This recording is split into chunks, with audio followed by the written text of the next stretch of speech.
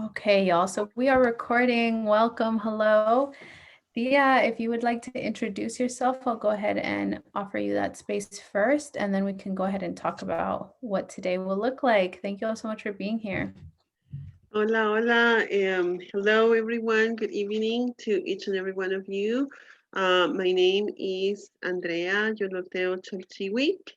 I have been living here in the United States for about 17 years, and I am originally from Mexico.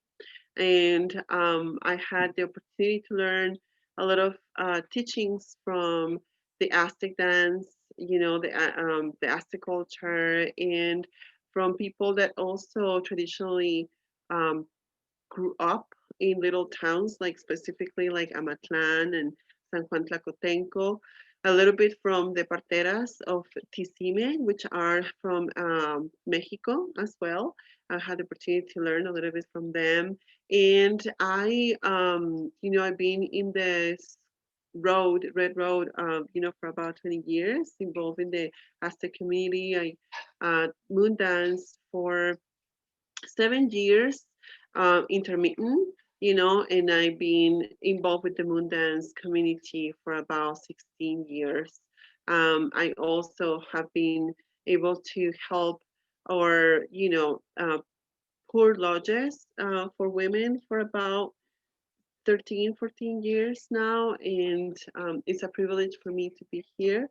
And I'm really honored and humbled for all of you that have, um, you know, open up your hearts right now for this moment for us to learn together, about the moon cycles from an indigenous perspective of the women. I'm currently in school as well, and I'm studying, environmental studies with indigenous backgrounds and women's teachings as well. So um, here we are, and I'm going to say thank you and acknowledge, first of all, the efforts that my niece here, Josie, is putting together for us to learn together about this important topic for us, people in general. And I also want to honor the ancestors, at least of this land where I am in, the Arapaho and Cheyenne here in Colorado, that are allowing us to do this work. And I welcome you and encourage you to honor the ancestors of each of, the lands that you're in. Perhaps the Chumash people over there, or, the Hoopla people too. I don't know, for the tribes, that are over there in California. So honoring our ancestors, first of all. So thank you so much. Mhm. So I don't know if there's anything, Josie, that you would like to say, or we should move forward with opening. Yes, Mhm. thank you. I am also really wanting to honor that I am right now on Ohlone territory here in the Bay Area in California. Super grateful to be here. My tia is in Colorado, as she mentioned, which is very much home to me as well. So I'm really grateful to be here with all of you. The way this is gonna flow is a lot like our other dialogues, definitely a conversation. But my tia has a lot to share, so we have about an hour with her, and she's gonna try to share as much as she can with us. And we're gonna leave the last 15 minutes. So starting at around 4:45 or 5:45, depending on where you are, or 7:45 if you're on the East Coast. Um, we're gonna leave the last 15 minutes just for questions. So if you are having questions throughout, I really encourage you to write them down so that you don't forget, because I'm sure a lot of things are going to come up. And then we'll have an opportunity to ask a lot of those. Also, feel free to engage in the chat if you don't want to turn on your microphone, or if you're not able to for whatever reason. Or if you have questions that are coming out throughout that you want to document that way, we can also go back through the chat towards the end to answer some of those questions. So I'll be monitoring the chat. I can also be answering if there's any kind of simple questions that are coming up while Thea's talking. That would be great. And thank you also so much for being here. I'm so excited for this share. I'm so grateful that all of you are here to learn and with such open hearts. So yeah, go ahead, take it away. And um, thank you all. Feel free to engage in the chat. I'll be there. We're all there. Thank you. Okay, so the first thing that I would like to invite all of us to do is, you know, be on your seats, and we're going to get centered and back, to this present moment of the work and talk that we're going to be, you know, doing today. So if you want to sit down, or if you feel more comfortable standing up, and however you're going to be more comfortable, and place your hands right on your womb area as well. And as you do this, go ahead and sit up straight. Take a couple of breaths, you know, deep inhale, close your eyes, deep exhale.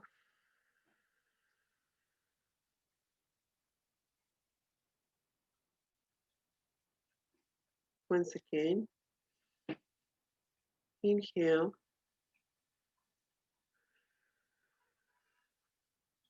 exhale, smelling and perceiving everything that is around you.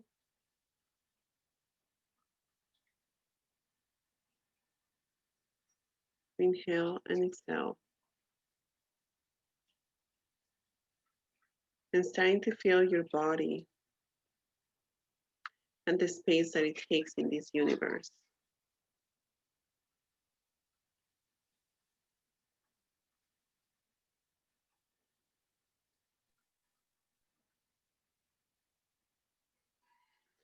I want you to please visualize your reproductive system, and to get in touch with it, with awareness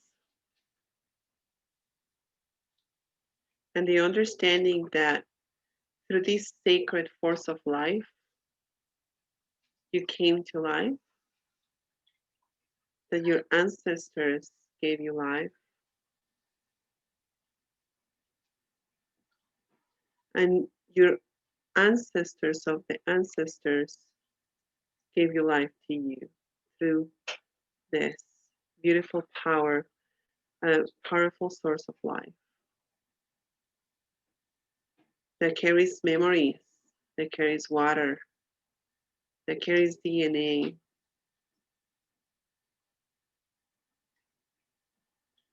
and with the understanding and awareness that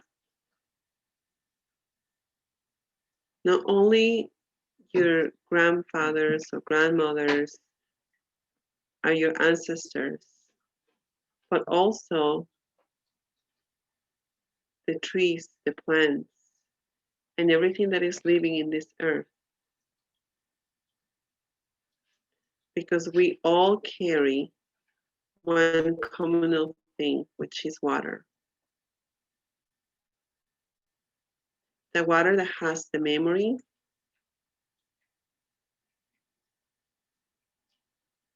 and carries knowledge.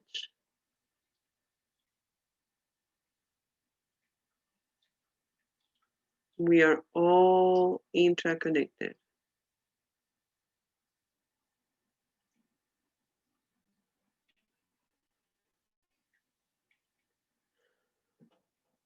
With the acceptance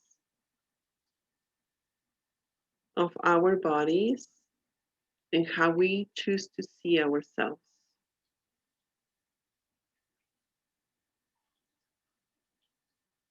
Perhaps in a feminine body that recognizes itself, herself, or himself as a he, and vice versa.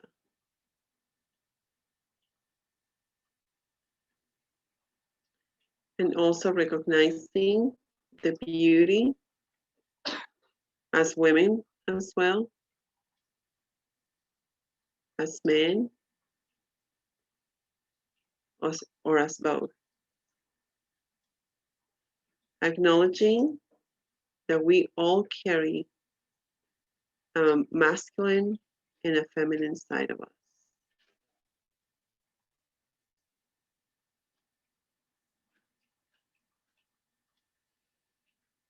Take a deep breath again. And take it deep, deep, deep to the reproductive system and exhale.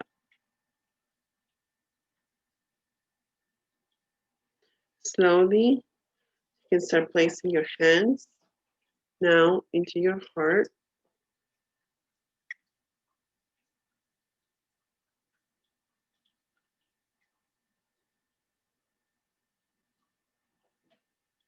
Bringing that beautiful heat into your heart.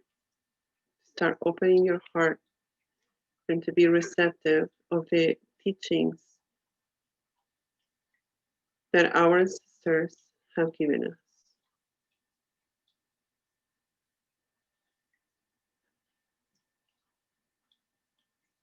Moment. We can open up our eyes and be present here in this moment.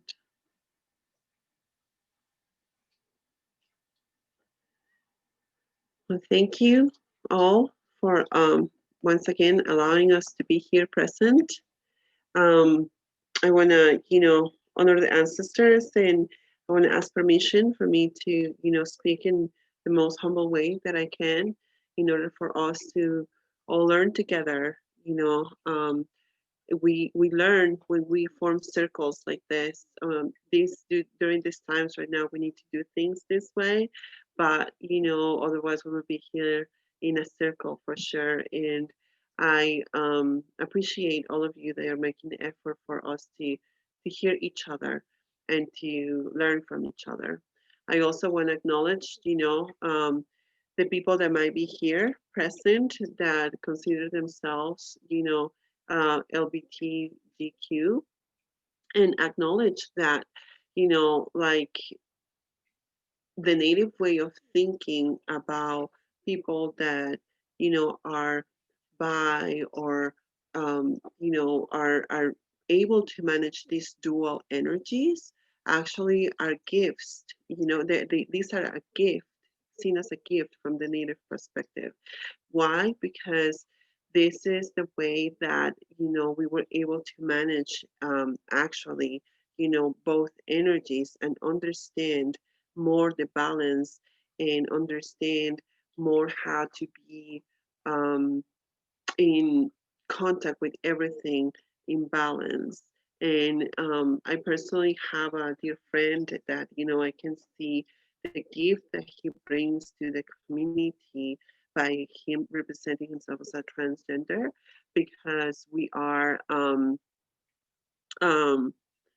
we are going to be, you know he brings a lot of gifts because he's always like bringing that as feminine aspect into the masculinity that we have been carrying for so many years through colonialism and um, through the toxic masculinity that has been developed now, and he always brings this aspect of, it's okay to be soft, it's okay to be vulnerable, it's okay to be emotional, and it's a gift. So I just want to encourage anybody, that I will be, you know, that just because we're talking about the moon cycles and talking about, also like the ceremonies, that are mostly targeted towards the, women or female, that don't be discouraged to just learn too, in that sense.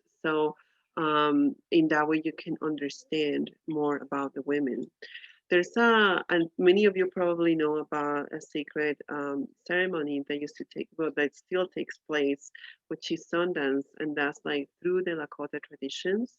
And this ceremony actually, on the past, was used to be done, for men to understand women, for men to, at the moment that they pierce, they are piercing in order for them to understand how women give birth and how women go through that labor, how women give life, and they offer, that sacrifice in order to do to understand women like that.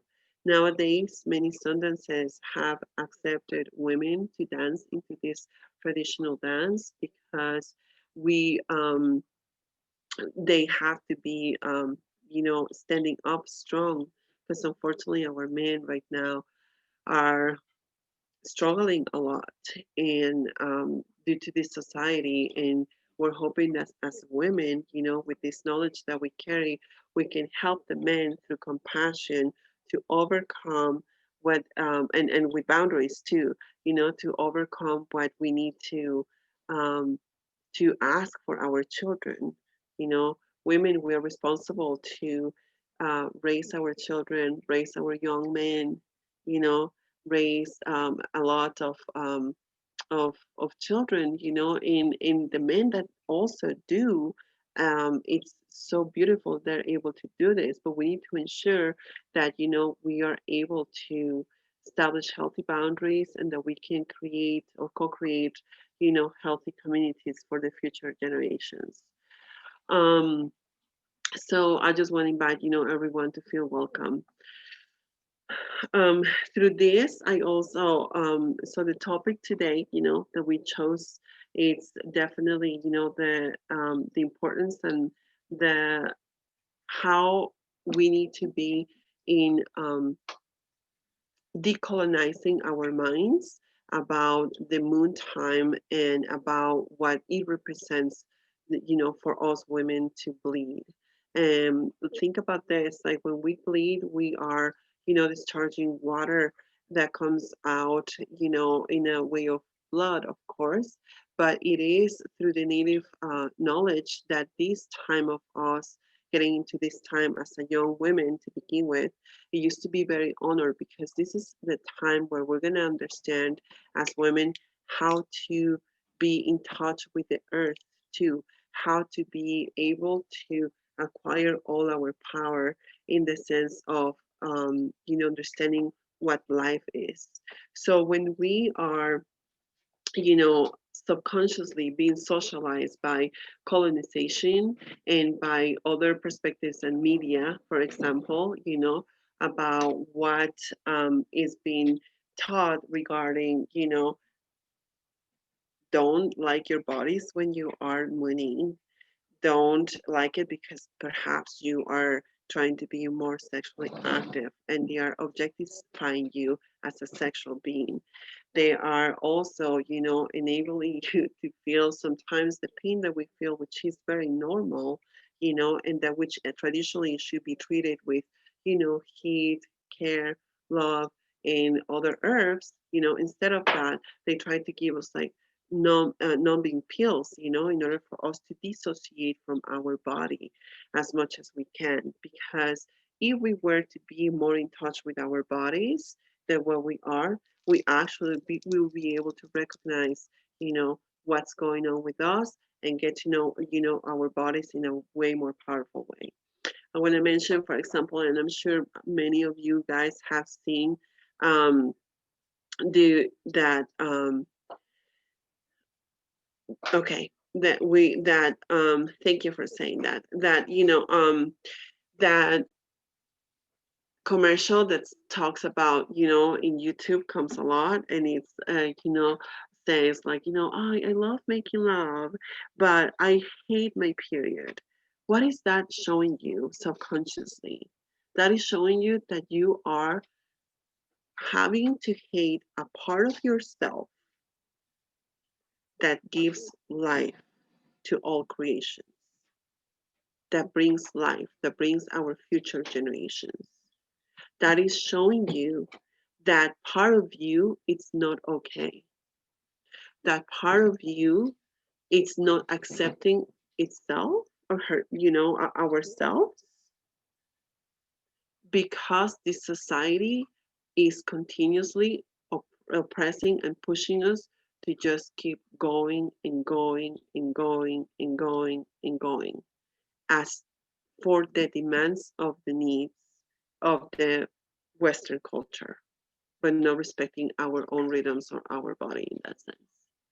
So this is a big reflection, because I want to encourage you and invite you that from now on, perhaps you can start looking out, at the media or like at certain things that come up where they are trying to socialize you in this, like they're trying to in um, invade a concept subconsciously and for you to be aware of this.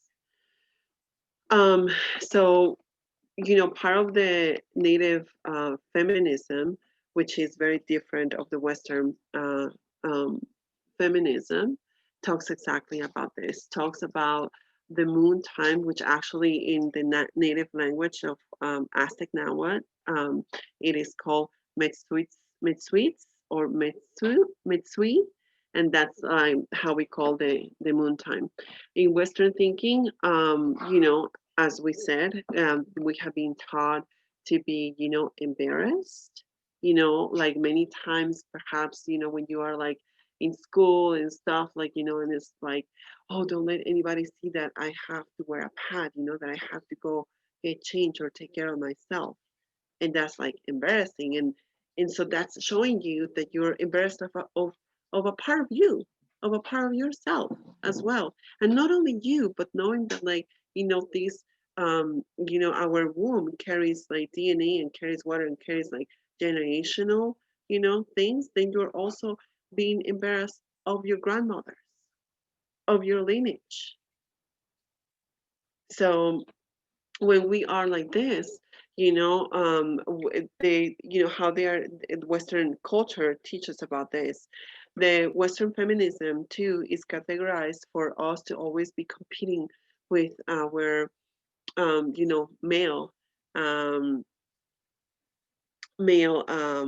you know, eh, male brothers and sisters, and we're always like, oh wow, we want to be like strong, just like them, and we should have the same rights, and we should have like this. And yes, I totally think that we like, we should have a lot of um, the same, in many things, because actually native cultures, most of our cultures used to be matriarchies, no patriarchies. But it's not about power. The women perspective comes because our nature, or women's perspectives come because we care about the community. We care about what's going to happen not only to oneself but to the children and all the communities around us. So we think about everything, and we also think about, you know all the systems that are involved per se, you know like, all the systems, with the water, with like, the earth, with all these things.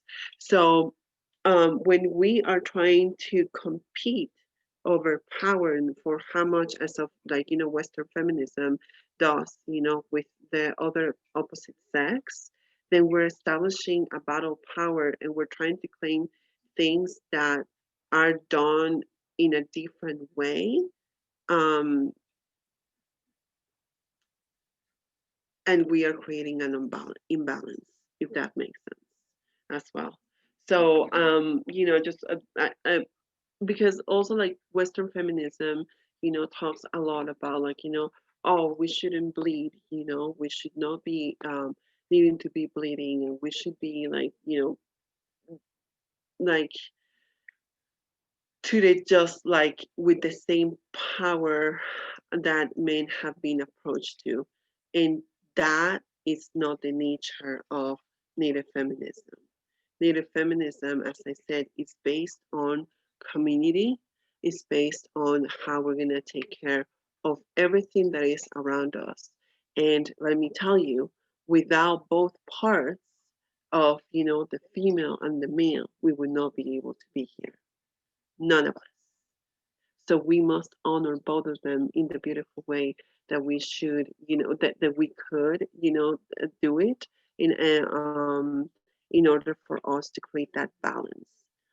Um, Learning indigenous languages is very important too, because native languages actually are the way that you learn about culture, but you also learn how to um, think in a non-binary way. that you are able to think in a way that you can actually, start seeing everything as a duality. For example, our word that we said a lot here in our tradition, which is ometeot, it means divine duality, the duality.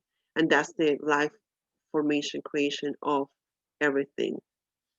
So and most of like the languages that are indigenous, they are that way, and that's how it was very important and so dramatical when the colonizations or the colonizers remove the indigenous language from us, because if you think, for example, the main language that was imposed into the first colonization that happened over there in Mexico was Spanish. And Spanish is a very, very patriarchal language. So everything is referred to it as like, bienvenidos, like welcome, but in reference to involving only the male and not including like the women. So thank you for the correction that you did earlier, Josie, about referring myself to women's. So I will be doing that. And please correct me if I'm wrong and apologize. If I sleep for a moment. So to address the Western view on how the system subconsciously said that women's moon are not good is something to hide and celebrate and to embrace of yourself. And this is the contrary of Native perspective, as we were talking. Um, so the it's really interesting. I'm going to be giving a resource later on of a book that I actually read, and it's really, really interesting and good. And it talks about the California Hoopla tribes over there. And it talks about how the upcoming of age ceremonies were so important and were honored. And on the past, these ceremonies, unfortunately, when they were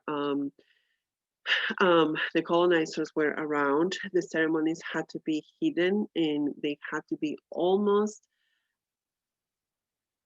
extinct out of safety of the girls, because it was known that, like, the ceremony of upcoming of age ceremony is usually happening 1 month after we as young girls are giving our first moon, and then we do an upcoming of age ceremony that is surrounded by like a lot of women and a lot of like or women that are able to express and talk and say that they are what are the experiences that they might have, that they might feel, and it's a stepping stone in order for them to feel proud of who they who they are in this world, and like to be aware and respect the life force that we're carrying now with this time.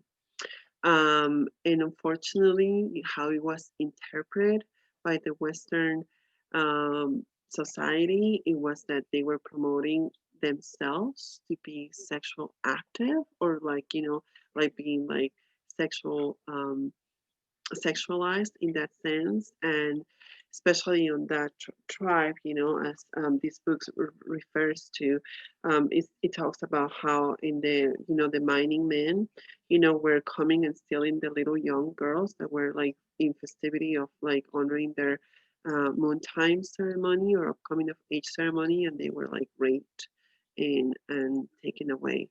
So the ceremony had to be hidden, and it had to be in this sense hidden for the same matter of like safety for the girls that were being raped and assaulted by men, and with the excuse that the Western men were saying that, oh well, now they were like promoting themselves as sexual beings now, so they are able to were able to now go and abuse them like this. um Unfortunately, this is way that this tradition, because also in the Aztec way, we have the Shilonen ceremony, which is exactly the same ritual, but it's with dance, and it happens also with related to the corn, and it's a whole ceremony that we do for our little girls too that are going through this. upcoming of age ceremony, and it usually happens around the age of 13, or just because the Aztec people, we have a lot of like encounter of the numerology that that we're celebrating with that.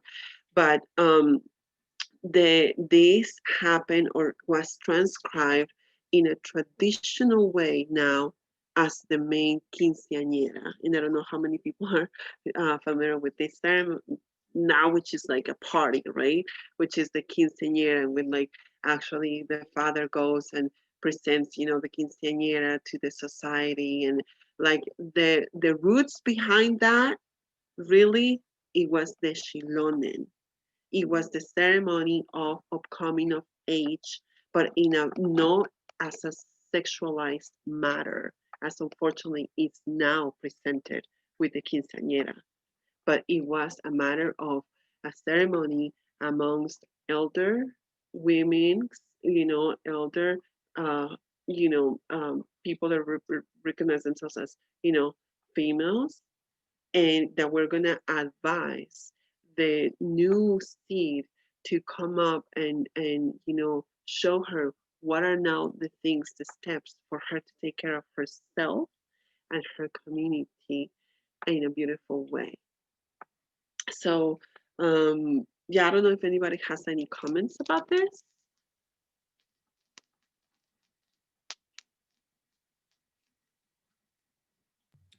as we keep moving I, on.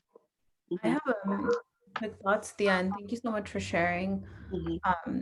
I think it's like so horrible to hear um, how like bleeding, the physical shifts that are happening in the bodies of people who are bleeding, um, made space for like colonizers and men to take over like a really sacred time, but also a really sacred ceremony, like in the coming of age ceremonies that would happen in our communities, but also in other indigenous communities that I know happen, and still happen today.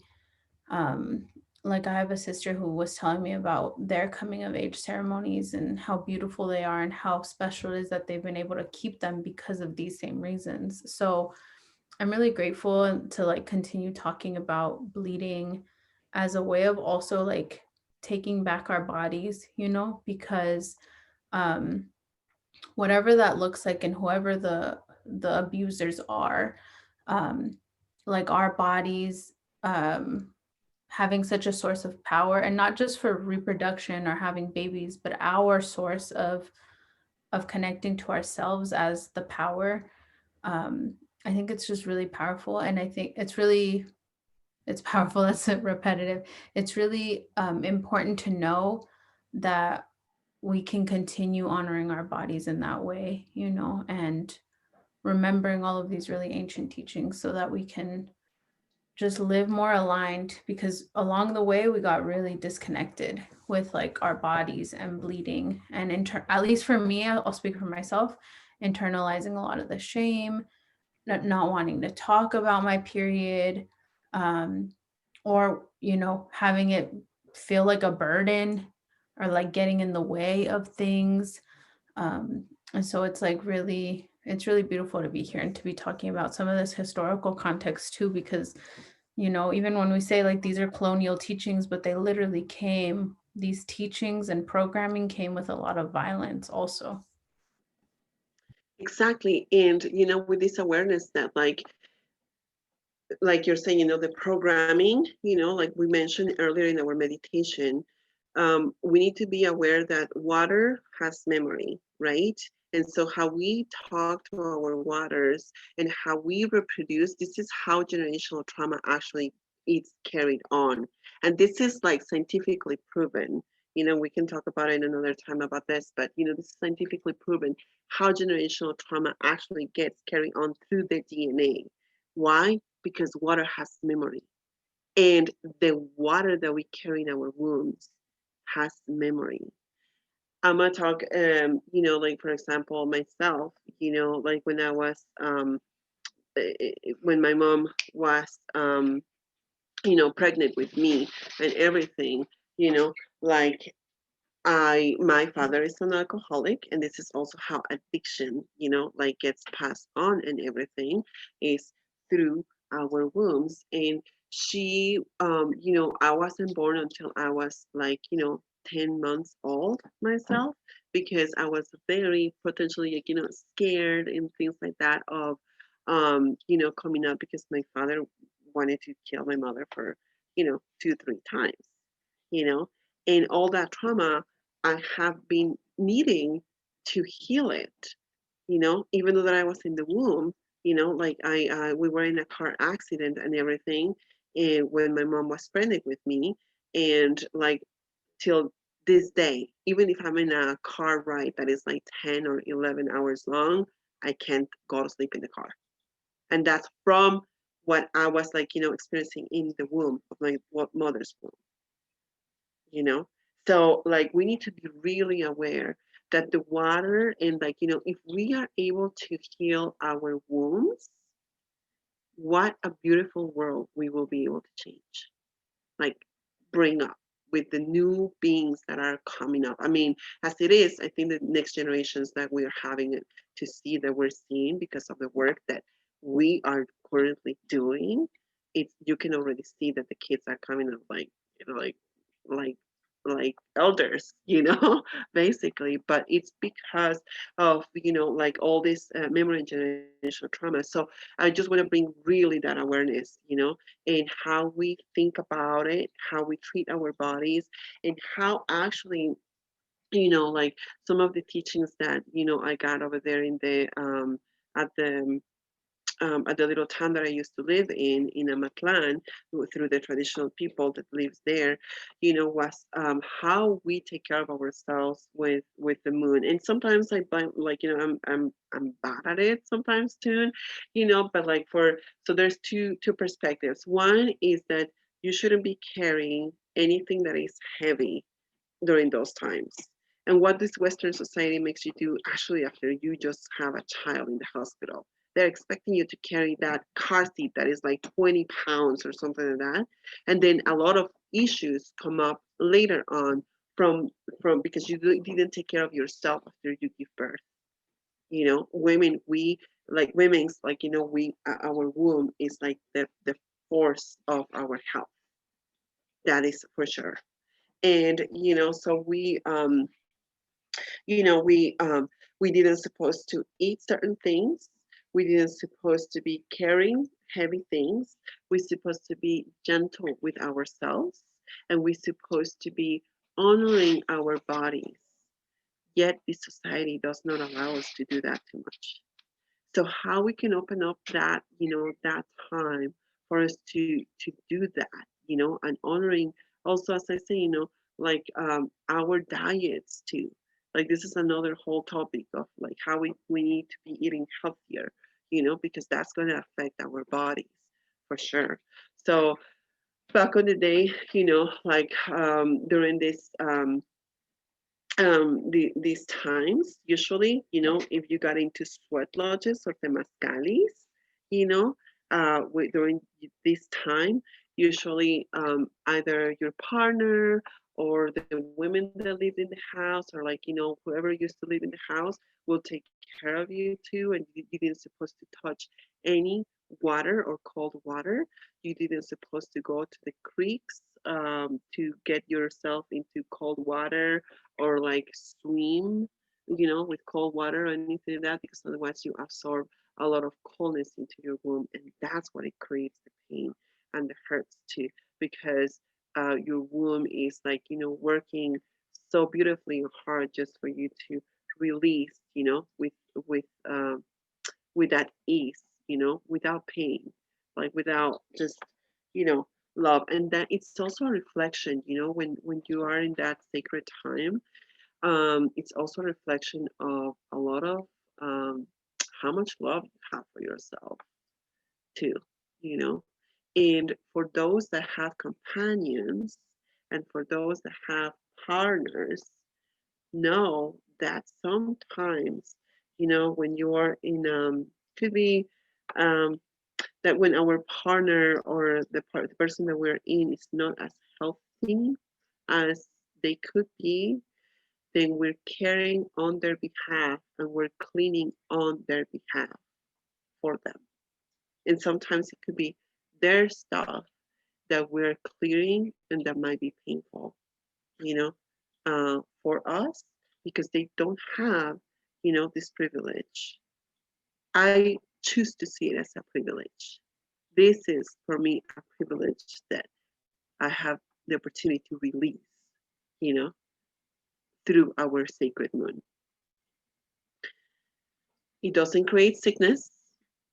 It doesn't create, there's some things that have been adopted in other traditions through colonization that actually talks about, like how potentially, the medicine man gets sick and this and that. And those are um, mixed with the colonized thinking, actually. And in this book that I'm going to refer to later on, talks about this as well, how some of the patriarchy ways were kept as a traditional ways in order to continue with this patriarchal movement. So, um, the moontime is a physical and biological process that is interwoven with a psychological and spiritual process that many of our ancestors knew was a sacred and important, powerful and potent time for people. Across pan-indigenous beliefs, the menstrual cycle, in particular the time of the bleeding, right, was looked as a ritual. There's many ceremonies that can happen with our blood towards the earth.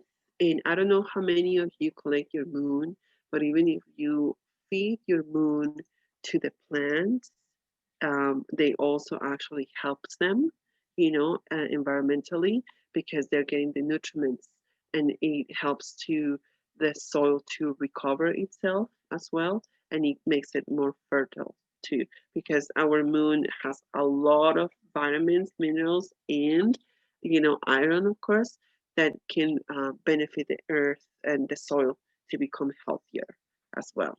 So that's the most basic ritual of giving actually thanks to the earth when you collect your moon or when you collect your blood and you do this ritual with the earth and with the plants. So it also is a ceremony by itself, and it was a way of honoring the power of creation that we hold in our womb, waters and womb bloods, often expressed through our intuition and dreams as well.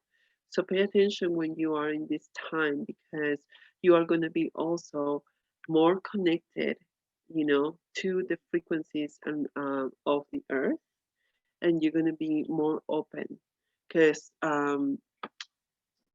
it's like you're opening that portal to through that divine time. In matriarchal cultures, 5,000 years ago, the dominant consciousness was feminine, and women bodies and menstrual cycles were considered sacred.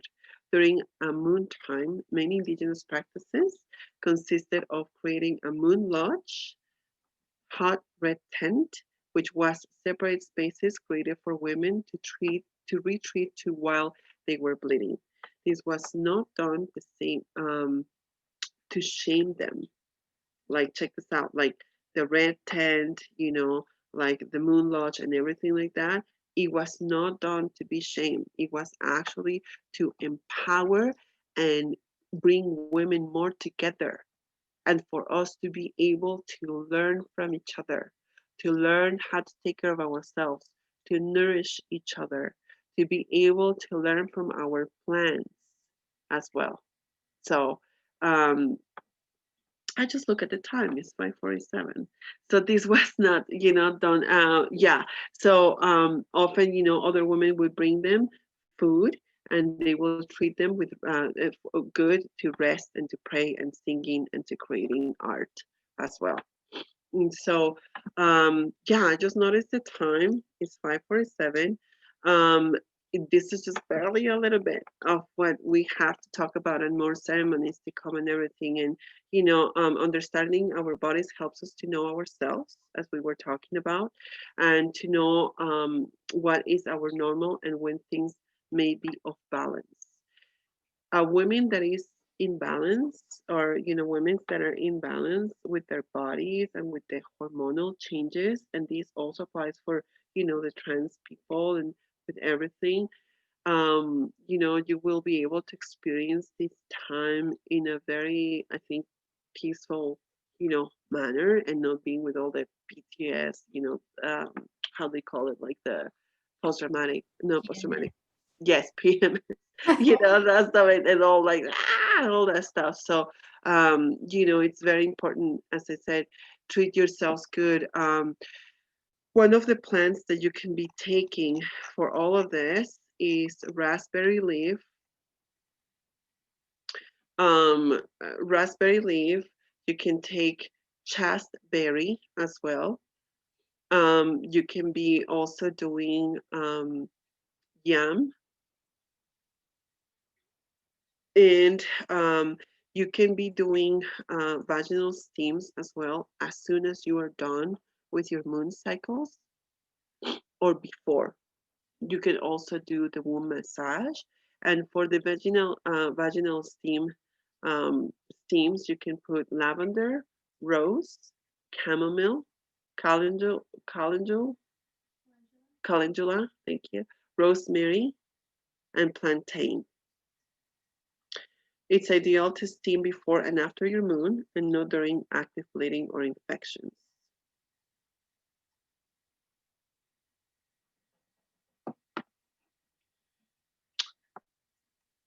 So there's like much more to talk about, and I want to leave it open for for questions, comments right now, unless you want us to go another 10 minutes, but I don't know how much more we can go. Well, thank you so much, Thea. I want to say, yeah, I mean, there's so much to talk about. I think it would be beautiful to follow up with some more in-depth knowledge, but you've also shared a lot. And I want to also say that I will be making some posts too within the next month about some of these things that are coming up, like steams. You just provided a really great recipe that's really awesome, really helpful. Thanks Um, to my sister Lo. Plant medicine, yeah, and a lot of things that are coming up that I think can be discussed a lot more, right? And um, I had mentioned earlier, to really honor my tia's time, we have an hour with her.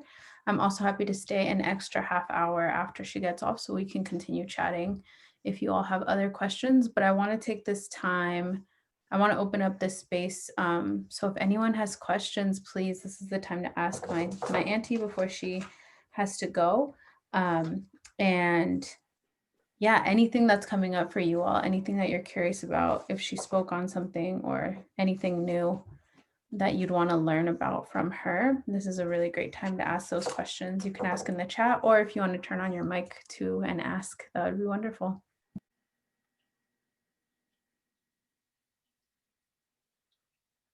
And while folks are asking questions, yeah, I actually have a question. Oh, was somebody going to ask? Go ahead.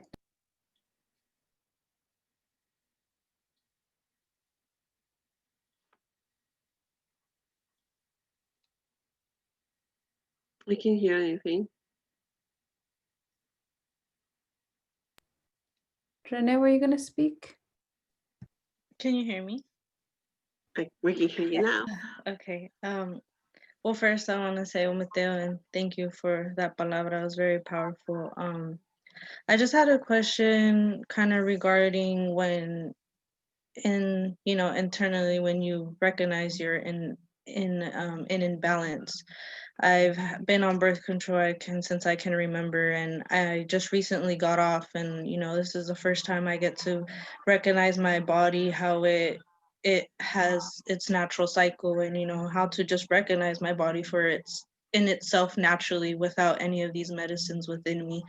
And I guess my question would just be, how can I continue to make sure that I stay in balance and not what herbs, or I guess you can say things that I can even do for myself to make sure that I don't, fall into that, or continue those, because I recognize that they're not healthy.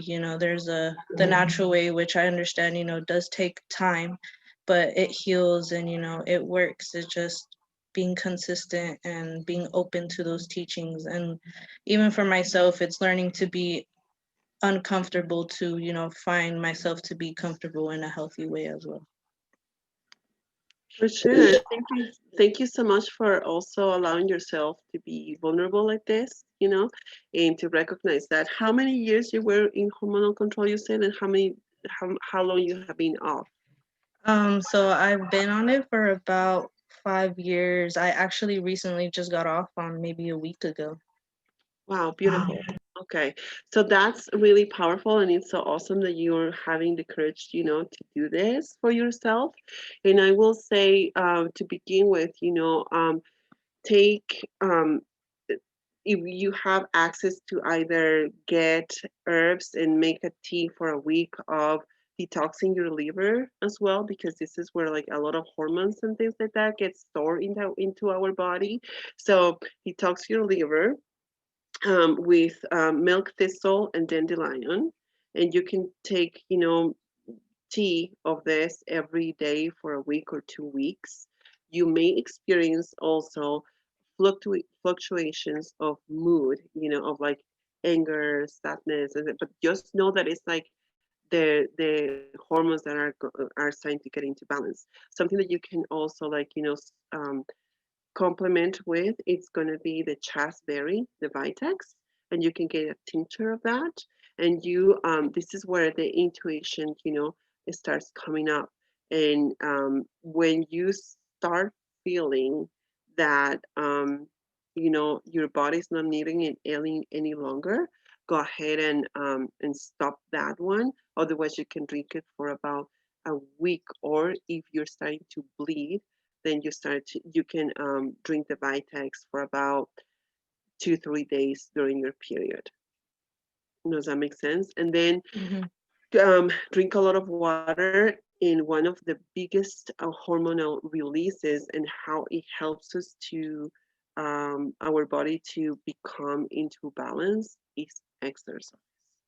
Any type of exercise that you can do, even if it's 15 minutes to begin with, even if it's like 20 push-ups a day, it doesn't matter, like because then your hormones are going to start like getting like this serotonin into your brain and everything like that, and it will start regulating hormones naturally, because it will start activating a gland into your brain, and then that will start regulating the hormones on the pituitary gland as well, and that will start regulating your hormones. Is very important.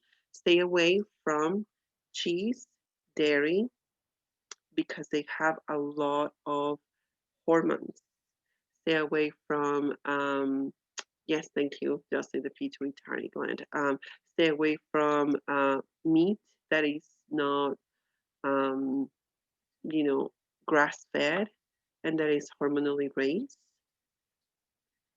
If you can increase all your vegetables, a lot of your vegetables, hmm and keep up at least for 3 months in order for you to start becoming like, you know, um, stable, just because of the long period of time that you have that.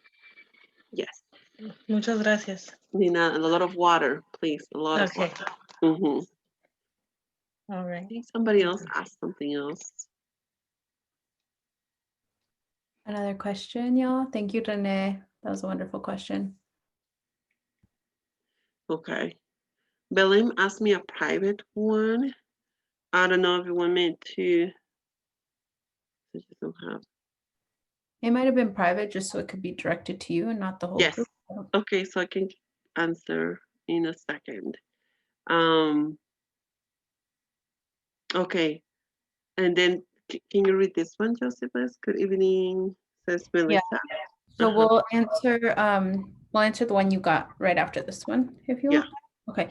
So Melissa said, "Good evening. Thank you all so much for everything you shared. I have two questions so far. One, this is actually a really good question, Thea, because you have Sochi who's really little, who Mhm. you could talk about. How would I introduce what our moon cycles are to my niece? Melissa, how old is your niece?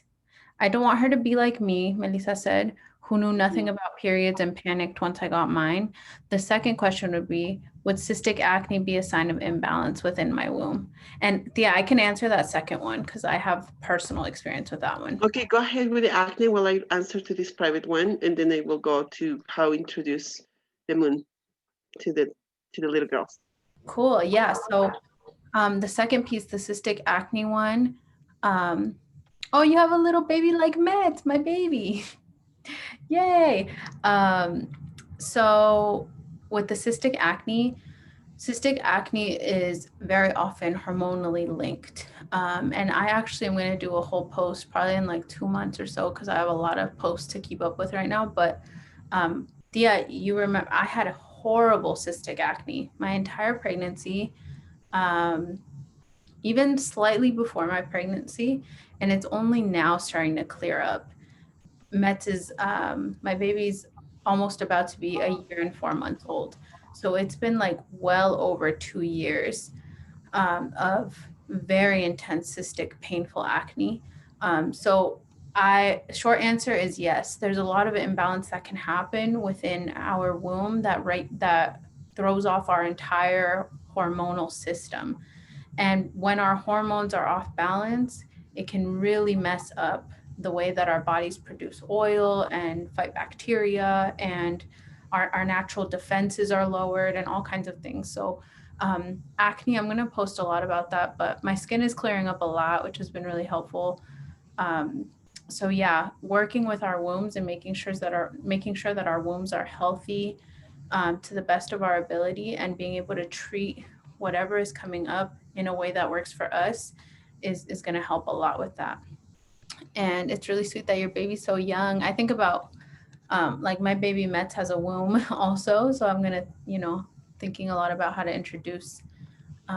We already talk about. I mean, Metz literally like sees me bleeding all the time and is just looks at it like, oh, mom's bleeding, like it's already not even a big deal, and as they get older, like I want to make sure that they know, like, this is a really beautiful time. This is a time where, like, I don't fight. I try not to fight with people. I try to rest more, like all the things. Thea, do you have any thoughts?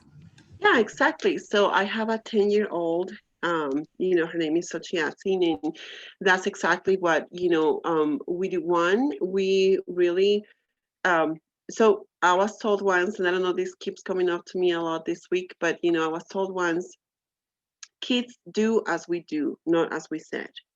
So, like whatever we do and however they start seeing that we treat ourselves, they're going to be following that. And so if we approach our period as if it was something negative, then they're going to start seeing that and watch what they're watching too, you know, watch out for what they're watching too, because subconsciously other things can get into their minds that way and create a different opposition of what you're trying to teach them. So, what with my daughter, there's a really good book too, and I will give the name of it in a little bit, or I will send it to Josie later. But it talks about all the stages of, from the native perspective of how we can introduce, like, not only puberty but sexuality and everything to our children from our native perspective. And I will send the title of the book. Also, I will um, I will say that um, treat it as if it's going to be, a celebration. Like, for my daughter, she's getting ready and she's like starting to know, that, like, oh, I'm starting to grow a little bit of hair, on my armpits, or like, what's going to happen when I get my moon. And she already knows that when she gets her moon, dairy, it's off. She knows that, she's like, I know that I'm not going to be able to eat dairy and things like that, when I get my moon. Sugar too. it's very important. Stay away from sugar as much as possible. Why? Because that also is an inflammatory, and that's going to affect your, your womb and your ovaries and everything for you to be able to. I know we crave that chocolate, and even this month myself, I've been struggling with that. But like, yes, as much like natural sources of sweets you may have, the better. Um, and so anyway, so how we do it at home here, with my daughters, like, oh, when you get your moon, we're gonna have like this ceremony, and we're gonna have, a month later, we're gonna have like, the upcoming of age ceremony, and it's gonna be such a beautiful time. And there's nothing wrong with you mooning. There's nothing wrong, it's this is a very sacred thing for us, and this is how it's collected. Like my daughter shares, still um, showers with me here and there, or when she comes into the bathroom, and if I'm, in during my moon and everything, she comes to the bathroom and she sees. Yeah, I personally at night specifically, I use like these cloth diapers that are, usually for babies, but that's how I also take care of my moon and stuff. And I use these ones, and I this put it in a bucket, you know, and then we just add water and stuff later on, and she sees all this process, and she sees that, I do other certain rituals or um things with the moon that we can talk about in another time, which is cord cutting, or which is protection, or which is, this blessing ceremony to, to protect and all that stuff. But anyway, so I will say, you see it as a celebration, as something that is going to bring her empowerment, as something that is going to bring her, the gift of being able to bring life into this world. So that's how I will say I will approach it, and I don't know if that will answer the question. And there's a lot going on in the chat. So, Yeah, yeah. I had Neffy text or asked where would they get the herbs that you mentioned? It's gonna be in apothecaries around your areas. I am assuming here. I don't know where everybody's from, but just research, for apothecaries or herbal herbal stores. Sometimes Vitamin Cottage has some of this that is like more like, global store and things like that for apothecaries more than anything. And also Belen, she also said that I can share, her question because she thinks that it will be beneficial for everyone, which is like very, very sweet. Thank you so much, Belen, for doing that. She was asking how to take care of yourself emotionally when you are during these times, and you could be how you could be more into um, taking care of yourself and honoring your emotions. So a big aid plant that can help us to be giving us self-love during this time is raspberry leaf, right? And rose. You can bathe with lavender and rose, and even buy. Why we have to wait for another person to buy roses for us? We can buy roses for ourselves because we love we love ourselves like that. And when you get those roses, you can bathe yourself in the roses. You can do, also, baths with, I have a sister that does honey baths, which is, very interesting and great, I think. I haven't experienced that one yet, but, use a lot of plants. Talk to your plants, talk to your teas, and start experiencing, drink the teas, pamper yourself. This is a moment, a time to, instead of being upset with yourself and be like, why am I bleeding like this? And why am I upset? And like people, making fun of you, like, oh, you're just grumpy because you're in your mood or whatever. Like, no, it's time of like loving yourself, like, and being like, oh, okay, I'm gonna pamper yourself, do your facials, you know, get all pretty, for you. for you. So yes, and there's another question, and I think I don't know if we're gonna continue, but um, tea about server. Yes, sugar. There is for the sugar habit. There is a really wonderful technique that is available in YouTube, and if you look for it, it is called the tapping exercise in order to reduce sugar cravings. This exercise, when you look into it and everything, will give you the resources for you to tap, in different parts of your body, for you to stop craving, or when you have any type of craving, not only sugar, but any type of cravings, but more than anything sugars, that it will create waves into your hippocampus that will actually, the tapping exercise will actually start generating, the dopamines and the waves that you are feeling when you're feeling with sugar, just with the tapping exercises. Us as native people, and I apologize if there's anybody that is not native here, but most native people are more susceptible to be addicted to sugar because it was the poison that was given to us by the colonizers to make us weak. So when you're able to discipline yourself about not getting too much sugar into your body, you're getting your power back. Because you're getting your health back. Imagine if most of the people that right now is suffering, like in the reservations, because that's one of the biggest areas, reservations. A lot of our Dine brothers, have a lot of diabetes and a lot of health issues because they don't have access to good food and water. And what is happening? COVID is like attacking them. Areas when you're having better water to drink and better food and better access to healthy foods, you are not having that many, you know, cases either. So be aware of this. It was a strategy plan to create food deserts, to create, to induce sugar, to make our people addicted to alcoholism and drugs like that in order to make us extinct. So be aware of that. So when you're able to conquer your sugar intake, you're getting your power and your health back. Mm-hmm. Much, yeah, there. Yes.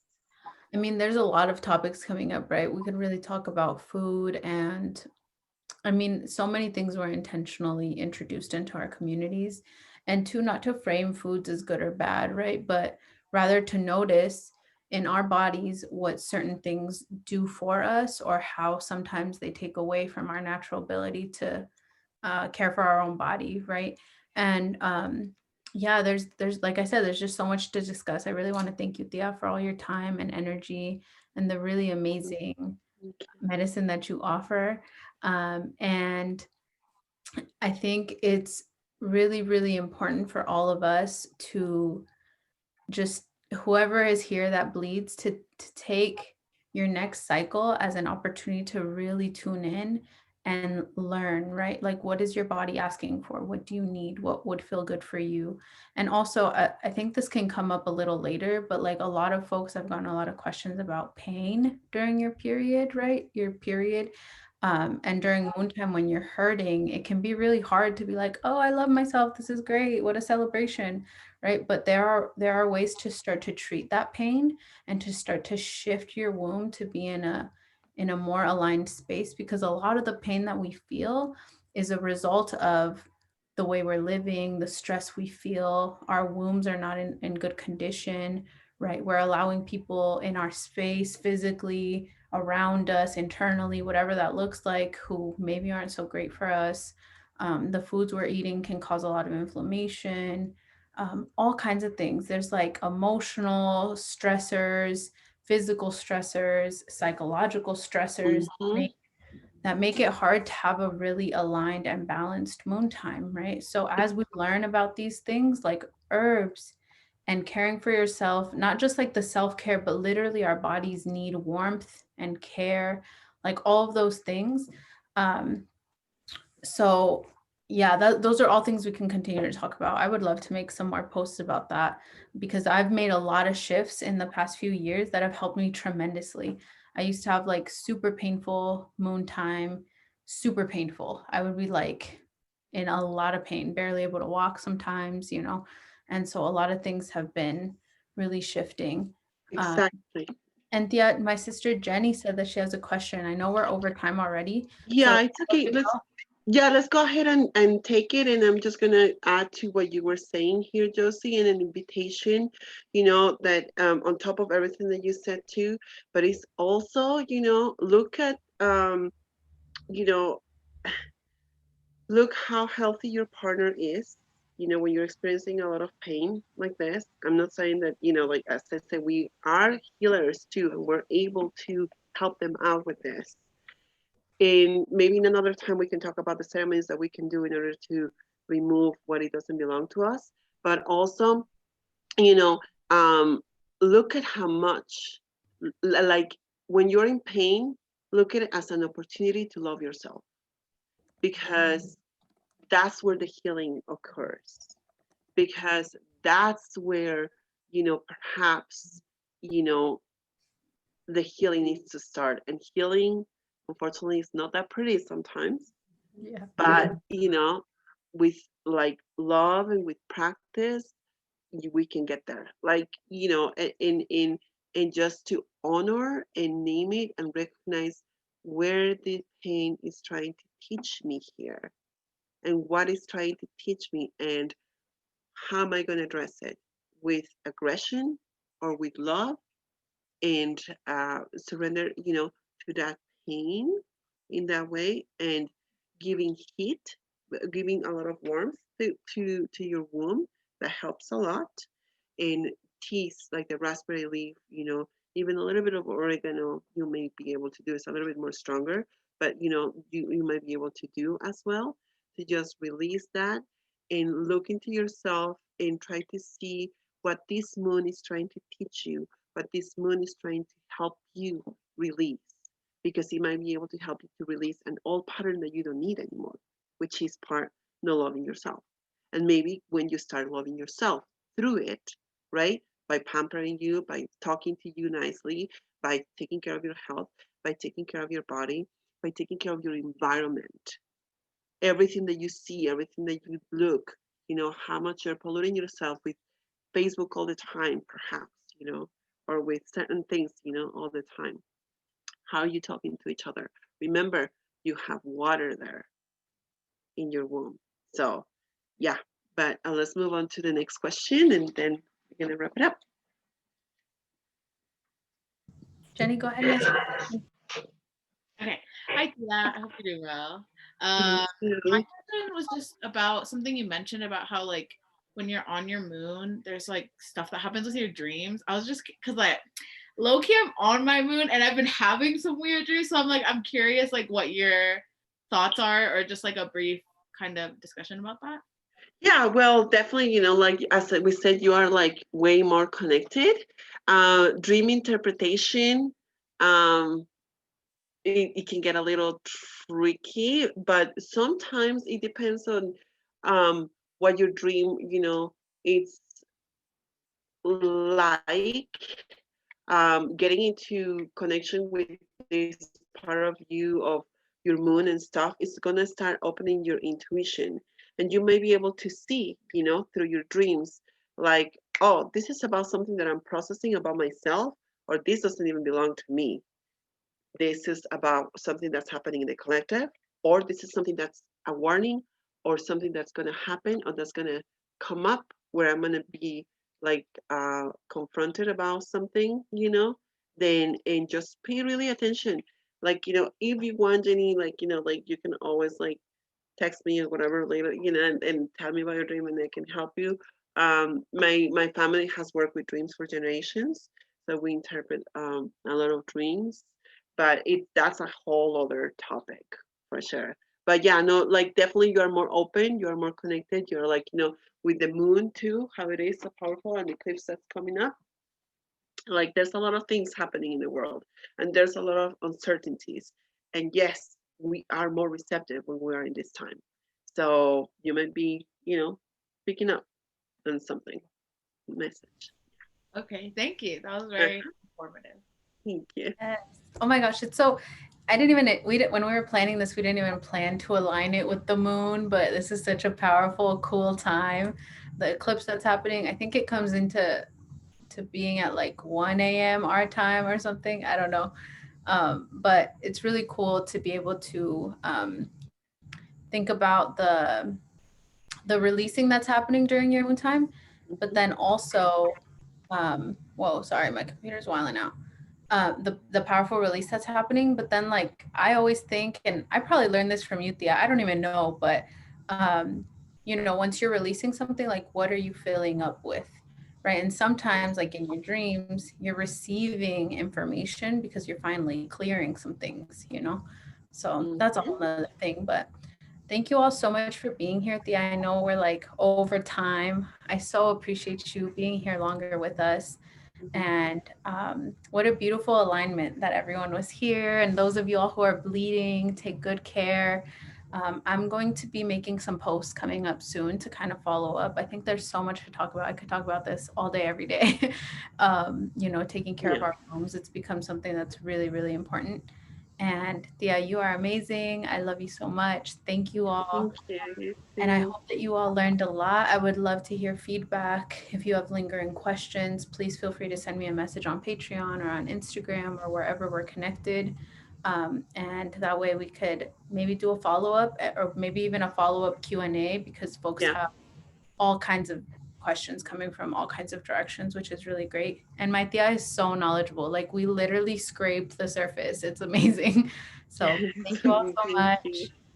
much. Thea, I don't know if you have any parting words, but I just wanted to say thank you to everyone. My heart feels so full. I'm so grateful that you made it here today and that you supported my elder in this way too. Thank you. Thank you. Well, thank you with a lot of gratitude in my heart too. And I hope, as Josie said, like this is just a little bit. So maybe we can plan for another one next month or something to continue with this. But just want to say thank you.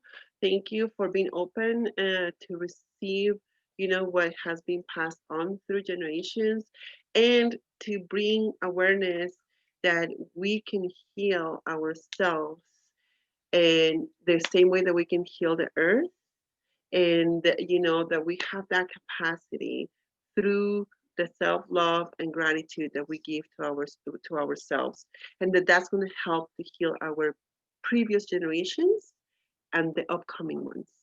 So really just I invite you to take all this information as a growing opportunity for us to help each other, support each other as women, to women's, to heal ourselves, to love ourselves for who we are and how we need to continue to move forward in this world.